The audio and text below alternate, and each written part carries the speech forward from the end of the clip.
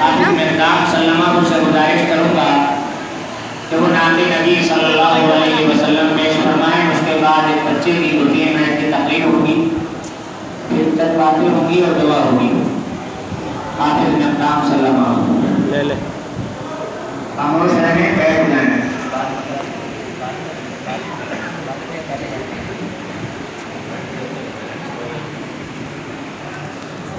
السلام علیکم ورحمۃ اللہ وبرکاتہ.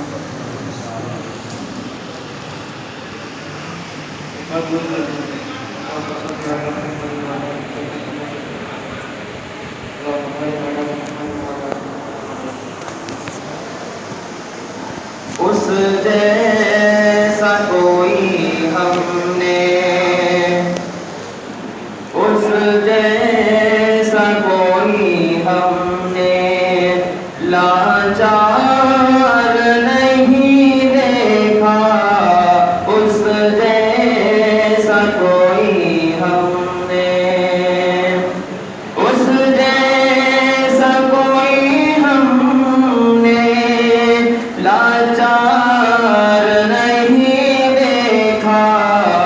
جس نے بھی مدینے کو، جس نے بھی مدینے کو ایک بار نہیں دیکھا. جس نے بھی مدینے کو کہ کالا ہے کہ گورا ہو، کہ کالا ہے کہ گورا ہو، ہمدرد سبھی کے تھے. کہ کالا ہے کہ گورا ہو، ہمدرد سبھی کے تھے. دنیا نے محمد سا، دنیا نے محمد سا غمخوار نہیں دیکھا. دنیا نے محمد سا غمخوار نہیں دیکھا. جس نے بھی مدینے کو ایک بار نہیں دیکھا. دیکھے ہیں زمانے میں کردار صحابہ کے، دیکھے ہیں زمانے میں کردار صحابہ کے. ہاتھوں میں فقط ان کے، ہاتھوں میں فقط ان کے ہتھیار نہیں دیکھے.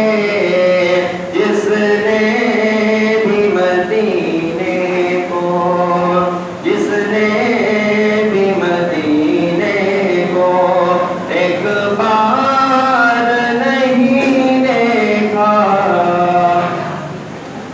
خادم تھا سواری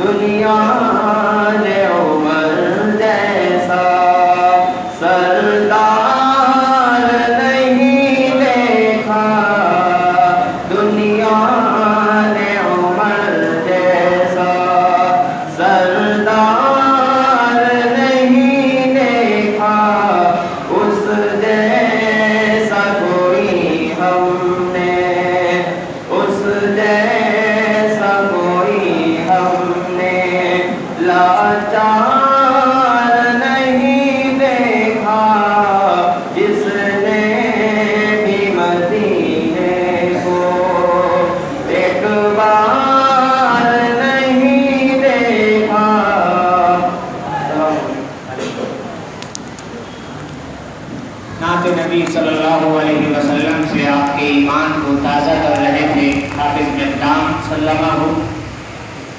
نعت نبی صلی اللہ علیہ وسلم کے بعد ایک اور طالب علم عزیزم محمد جمال صلی اللہ علیہ وسلم سے گزارش کروں گا کہ وہ اپنی چھوٹی سی تقریر مختصر سی تقریر پیش فرمائیں.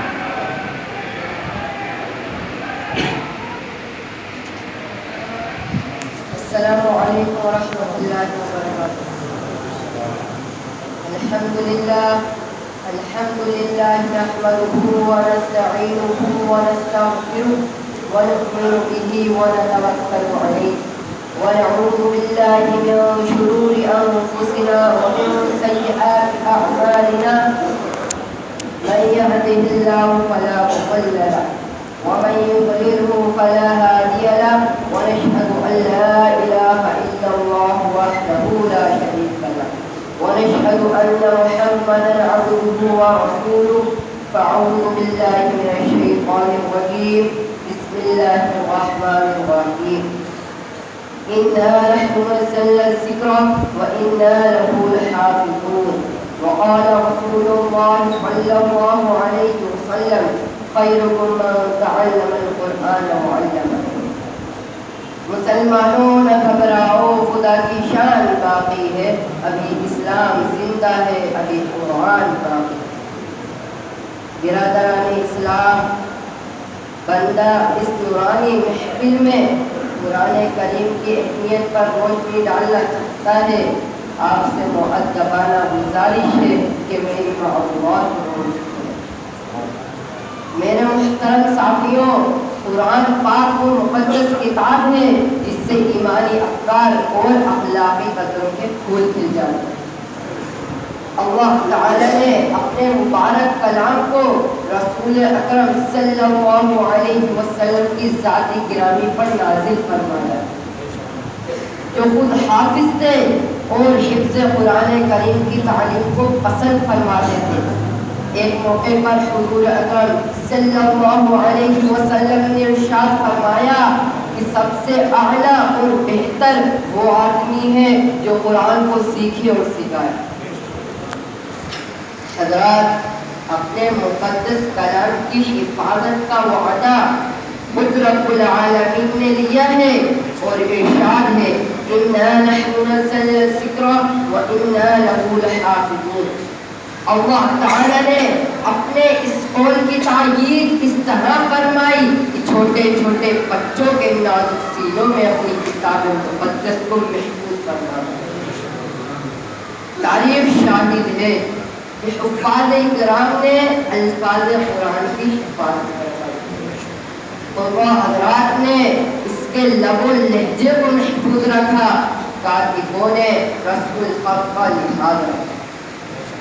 مفسرین اور مجتہدین نے معانی کو صحیح رنگ میں پیش فرما دیا. لہذا ہر زمانے میں ہر فن کے ماہرین نے اپنی اپنی نوعیت سے قرآن کی حفاظت فرمائی اور مدارس اسلامیہ نے تمام علوم قرآن کی حفاظت فرمائی. یہ تمام ہی حضرات اپنی اپنی نوعیت کے حساب سے قرآن کے محافظ ہیں، مگر الفاظ قرآن رٹنے اور یاد کرنے والوں ہی کو حافظ کے مبارک لقب سے مشہور کیا ہے. اس لیے کہ جب اللہ تعالیٰ کا پیغام حضرت جبرائیل علیہ السلام تاجدار مدینہ جناب محمد رسول اللہ صلی اللہ علیہ وسلم پر لے کر آتے تھے تو آپ جلدی جلدی پڑھنے لگتے تھے، تو اللہ تعالیٰ نے فرمایا ان علینا جمعہ وقرآنا، کہ قرآن کریم کا سینے میں جمع کر دینا اور پڑھوا دینا میری ذمہ داری.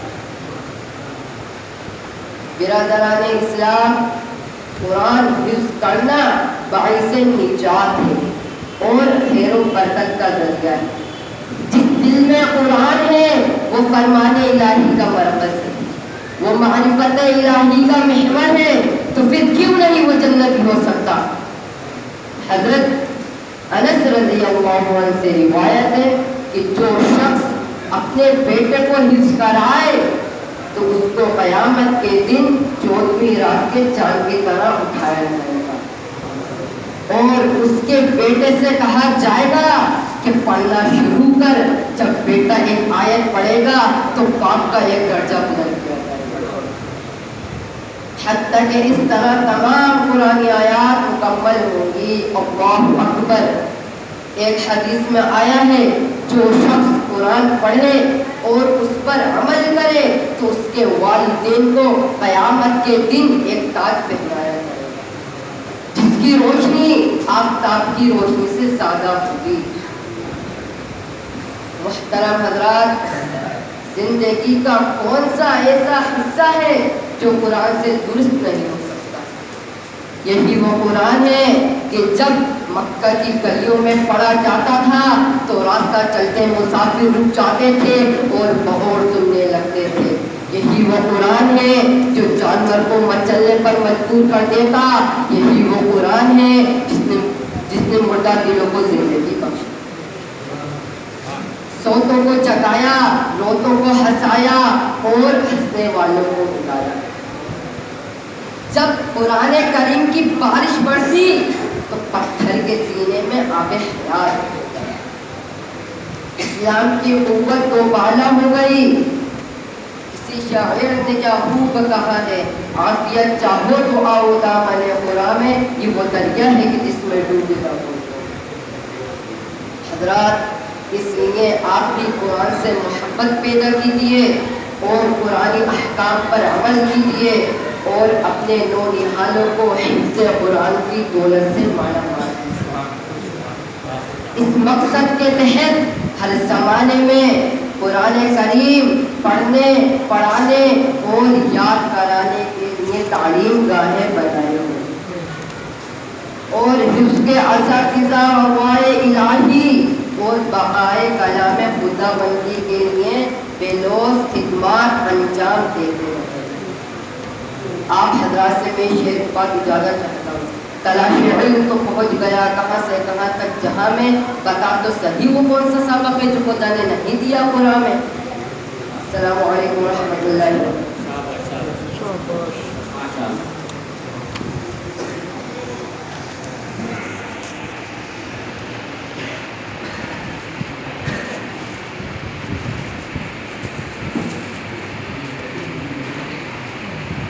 لله رب العالمين والعاقبة للمتقين والصلاة والسلام على رسوله الأمين محمد وعلى آله وأصحابه وأزواجه وذرياته أجمعين برحمتك يا أرحم الراحمين۔ قال الله تبارك وتعالى في القرآن المجيد بعد أعوذ بالله من الشيطان الرجيم بسم الله الرحمن الرحيم إن هذا القرآن يهدي للتي هي أقوم صدق الله العظيم۔ وقال النبي صلى الله عليه وسلم إن الله يرفع بهذا الكتاب أقواما ويضع به آخرين أو كما قال عليه الصلاة والسلام۔ محترم حضرات، میرے بزرگوں، عزیز دوستوں، نوجوان بھائیوں، قرآن کریم کا نماز تراویح میں مکمل ہونے پر یہ مبارک محفل ہے۔ الحمدللہ قرآن کریم کی فضیلت اور قرآن کریم کی عظمت ایک ننھے منھے بچے کی زبانی آپ حضرات سن رہے تھے۔ اس کی عظمت اور فضیلت کے بارے میں زیادہ کچھ کہنے کی ضرورت نہیں ہے، بچے کی زبانی آپ نے سن لی۔ اور اس سے بڑھ کر کے قرآن کریم کی فضیلت کیا ہو سکتی ہے؟ سب سے بڑی قرآن کریم کی فضیلت اور عظمت یہ ہے کہ یہ اللہ کا کلام ہے، یہ ہمارے خالق کا کلام ہے۔ قرآن کریم آپ دیکھیے، چند جملوں میں بات کو ختم کروں گا اور دعا ہوگی۔ آپ دیکھیے، ذرا غور کیجیے، اللہ رب العزت نے اس مخلوق کو پیدا کیا ہے۔ اللہ نے ساری مخلوقات بنائی، زمین بنائی، آسمان بنایا، بڑی بڑی مخلوقات سب اللہ نے بنایا۔ آپ دیکھیں زمین کتنی بڑی ہے، آسمان کتنا چوڑا ہے، کتنے آسمان ہیں، اور آسمان کو کیسا مزین کیا ہے، ستاروں سے سجایا ہے۔ اور اللہ نے مکہ شہر بنایا، معزز شہر، سب سے معزز۔ اللہ نے مدینہ بنایا جو مدینہ النبی ہے، نبی کا شہر، محترم شہر۔ اللہ نے کعبہ بنایا، بیت اللہ، اللہ کا گھر۔ اللہ نے جنت بنائی، اللہ نے جہنم بنائی، سب بڑی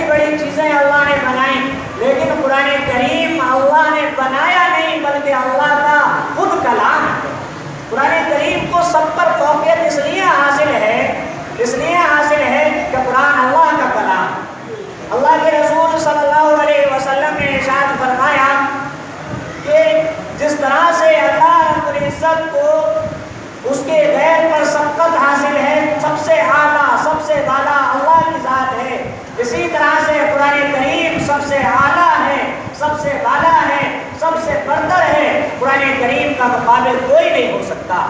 اللہ رب العزت ارشاد فرماتا ہے قرآن مجید میں، اللہ نزل احسن الحدیث کتابا متشابہا مثانی. اللہ نے ایک ایسی کتاب نازل فرمائی ہے جو کہ ملتی جلتی آیتیں ہیں، جس کی کتاب متشابہہ، ملتی جلتی آیتیں، اور وہ کتاب جو کہ بار بار دہرائی جانے والی ہے، بار بار پڑھی جانے والی ہے، اور وہ کتاب ہے، وہ کلام ہے جس سے ایمان والوں کے، ان ایمان والے کے جو اللہ سے ڈرتے ہیں، اللہ کا خوف رکھتے ہیں، ان کی کھالیں تھر تھرانے لگتی ہیں، ان کے رونگٹے کھڑے ہو جاتے ہیں، ان کی کھالوں پر بال کھڑے ہو جاتے ہیں. تقشعر منه جلود الذين يخشون ربهم ثم تلين جلودهم وقلوبهم الى ذكر الله. جب وہ اللہ کا کلام سنتے ہیں، قرآن کو سنتے ہیں، قرآن کی تلاوت کرتے ہیں، تو ان کے دل اللہ کے ذکر کی طرف مائل ہو جاتے ہیں، نرم پڑ جاتے ہیں، اللہ کے ذکر کی طرف کو، اللہ کی یاد کی طرف کو. میرے بھائیوں، میرے بزرگوں، جس گھر میں قرآن تلاوت کیا جائے، جس جگہ قرآن پڑھا جائے، جس مسجد میں قرآن کی تلاوت کی جائے، فرشتوں کا نزول آسمان سے ہوتا ہے قرآن کی تلاوت سننے کے لیے. اللہ کے انوار اور برکات نازل ہوتے ہیں قرآن پڑھنے والوں پر، قرآن سننے والوں پر. اللہ کے رسول صلی اللہ علیہ وسلم نے ارشاد فرمایا کہ قرآن کریم کی تلاوت کی مثال ایسی ہے جیسے کہ آپ کے کمرے میں ایک مشکدان رکھا ہوا ہے، مشک سے بھرا ہوا ہے اور اس کا منہ کھلا ہوا ہے، پورا کمرہ اس خوشبو سے مہک رہا ہے، اس کے انوار و برکات سے سب فائدہ حاصل کر رہے ہیں، اس کی خوشبو سے سب معطر ہو رہے ہیں. اسی طرح سے جو بندہ قرآن کریم کی تلاوت کرتا ہے، اس کے انوار اور برکات سے سارے گھر والے جلوہ افروز ہوتے ہیں، سارے گھر والے اس سے معطر ہو جاتے ہیں، اس کے انوار اور برکات سارے گھر والوں کو شامل ہوتے ہیں، محفل والوں کو شامل ہوتے ہیں. میرے بھائیوں، اللہ رب العزت نے یہ بہت بڑی نعمت اور بہت بڑی دولت دی ہے ہم کو اور آپ کو. اللہ کے رسول صلی اللہ علیہ وسلم نے ارشاد فرمایا، قرآن کریم کی تلاوت کر کے برکت حاصل کیا کرو، قرآن کریم کی تلاوت سے برکت حاصل کرو، قرآن کریم کی تلاوت کر کے برکت حاصل کرو، اس کو سمجھ کر برکت حاصل کرو، اس کو سن کر برکت حاصل کرو، اور اس کو سمجھا کر برکت حاصل کیا کرو.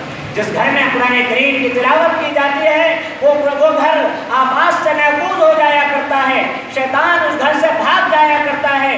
میرے بھائیوں، یہ ہے قرآن کریم کی تلاوت کی فضیلت. اللہ کے رسول صلی اللہ علیہ وسلم نے ارشاد فرمایا کہ جس نے قرآن مجید کا ایک حرف پڑھا، ایک حرف پڑھا، اس کے نامہ اعمال میں 10 نیکیاں لکھ دی جاتی ہیں. اللہ کے رسول صلی اللہ علیہ وسلم نے ارشاد فرمایا، میں یہ نہیں کہتا کہ الف لام میم ایک حرف ہے، بلکہ اللہ کے رسول فرماتے ہیں میں یہ کہتا ہوں کہ الف ایک علیحدہ حرف ہے، لام ایک علیحدہ حرف ہے، میم ایک علیحدہ حرف ہے. جس نے الف لام میم کہہ دیا اس کے نامہ اعمال میں 30 نیکیاں لکھ دی جاتی ہیں. اور کیجئے، اندازہ کیجئے اللہ کی رحمتوں کا، اللہ کے انوار کا. اور یہ کتاب اللہ رب العزت نے ہمیں اور آپ کو زندگی گزارنے کا بہترین ضابطہ اور ایک دستور دیا ہے، سیدھی سیدھی زندگی گزارنے کا. اللہ فرماتا ہے ان ھذا القرآن یہدی للتی ہی اقوم، بے شک یہ کتاب وہ کتاب ہے جو لوگوں کو سیدھا سچا راستہ دکھلاتی ہے. یہ کتاب، اس کتاب کا، قرآن مجید کا اور رمضان مبارک کے مہینے کا گہرا تعلق ہے، گہری مناسبت اور گہرا تعلق یہ ہے کہ رمضان مبارک میں یہ دولت، یہ ہدایت، اللہ رب العزت نے یہ ہدایت والا کلام جو ابد الآباد تک ہمیشہ ہمیشہ یہ انسانوں کو سیدھا راستہ دکھاتی رہے گی. یہ کتاب اللہ رب العزت نے اسی مبارک مہینے میں ہم کو رات کو عطا فرمایا ہے، اسی مبارک مہینے میں. اور اس مبارک مہینے کی مبارک شب میں اللہ رب العزت نے عطا فرمایا ہے وہ مبارک رات، وہ مبارک شب جس کو اللہ کے رسول نے فرمایا جس کی عبادت 1000 مہینوں کی عبادت سے بہتر ہے. وہ مبارک رات ہے رمضان کے مہینے میں، اور وہ رات ہے لیلۃ القدر، وہ رات ہے شب قدر، جس جس میں فرشتوں کا نزول ہوتا ہے، جس میں بے شمار بندوں کی اللہ رب العزت بخشش کر دیا کرتا ہے، بے شمار بندوں کو جہنم سے آزادی دی جاتی ہے، بے شمار بندوں کا داخلہ جنت میں طے کر دیا جاتا ہے، وہ رات ہے شب قدر۔ اور وہ رات شب قدر اللہ کے رسول صلی اللہ علیہ وسلم ارشاد فرماتے ہیں کہ شب قدر کو، اس رات کو رمضان مبارک کے آخری عشرے کی تاک راتوں میں تلاش کیا کرو، تاک راتوں میں تلاش کیا کرو۔ تلاش کرنے کا مطلب کہ جس کو وہ میسر ہو گئی، اس کے انوار میسر ہو گئے، اس کے برکات میسر ہو گئے، اس کی عبادت اس طرح کی ہے جیسا 1000 مہینوں کی عبادت اس نے کر لی۔ یہ کیوں ہے فضیلت، یہ عظمت کیوں ہے؟ یہ اس لیے کہ ایک مرتبہ اللہ کے رسول ہمارے اور آپ کے آقا صلی اللہ علیہ وسلم پچھلی امتوں کا تذکرہ فرما رہے تھے، پچھلی قوموں کا تذکرہ فرما رہے تھے کہ اس قوم کو 500 برس ملے اور اس قوم کو 1000 برس ملے، فلاں کو اتنے 1000 برس ملے۔ تو صحابہ کرام رضوان اللہ تعالیٰ علیہم اجمعین اپنی عمروں کو دیکھ کر ذرا تھوڑے سے رنجیدہ ہوئے اپنی عمروں کو دیکھ کر کہ ہماری عمریں 80 برس، ہماری عمریں 70 برس، 60 برس، ہم ان کو کہاں پہنچ سکتے ہیں ان کی عبادتوں کو کہ جن کو 1000 برس عمریں ملی ہیں، جن کو 500 سال عمریں ملی ہیں، ہم ان کا کیسے مقابلہ کر سکتے ہیں؟ تو اللہ رب العزت نے قرآن مجید کی یہ سورت نازل فرما دی اللہ کے رسول صلی اللہ علیہ وسلم پر، اِنَّا أَنزَلْنَاهُ فِي لَيْلَةِ الْقَدْرِ، کہ ہم نے قرآن پاک کو شب قدر میں اتارا ہے۔ اور اے نبی صلی اللہ علیہ وسلم، شب قدر کی عظمت آپ کو معلوم ہے، اہمیت معلوم ہے؟